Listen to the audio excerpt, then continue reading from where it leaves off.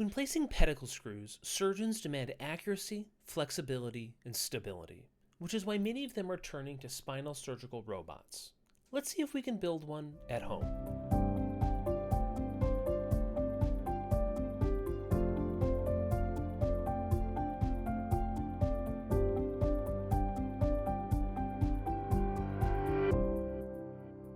This is the Anon AR4 robot arm that I built from a kit. It has 6 degrees of freedom and can hold over 4 pounds of weight, more than enough to hold a drill guide end effector. Before we get to the end effectors, let's recap a bit. The core idea is simple. Use a bushing to constrain the drill bit along a desired trajectory. In the last video, a 3D printed drill guide held the bushing and had unique bumps and ridges that fit onto a vertebra. This constrained the drill path along the desired trajectory through the pedicle. While this approach was accurate enough, it lacked the flexibility that surgeons desire and robots provide. I initially mocked up a drill guide end effector out of wood. This proved the concept, but was too bulky to be used with a robot long term. The next prototype was custom 3D printed to fit exactly into the footprint of the end effector plate. However, it lacked the ability to hold an Aruco code for registration. The final iteration that I settled on was this. While the overall height and width fit within the end effector plate's footprint, the length of the end effector is sufficient to fit in Aruco code for registration. Registration is the process that allows us to translate position and orientation from one space to another. For example, here we need to translate from model space to scanner space to robot space.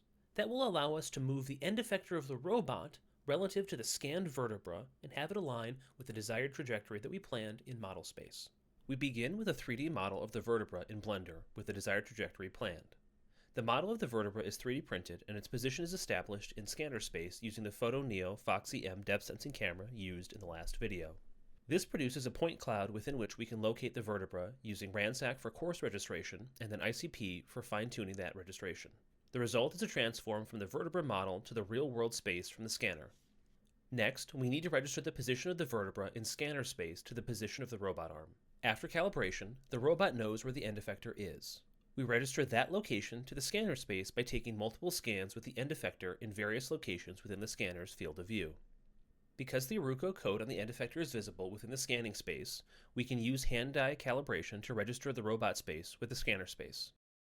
So, to summarize, we now have a chain of transforms that lets the robot know exactly where the vertebra is relative to its own arm.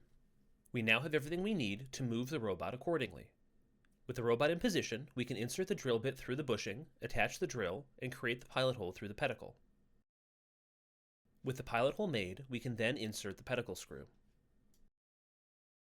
So there you have it, a spinal surgical robot built at home and used to place a pedicle screw in a vertebra with accuracy, flexibility, and stability.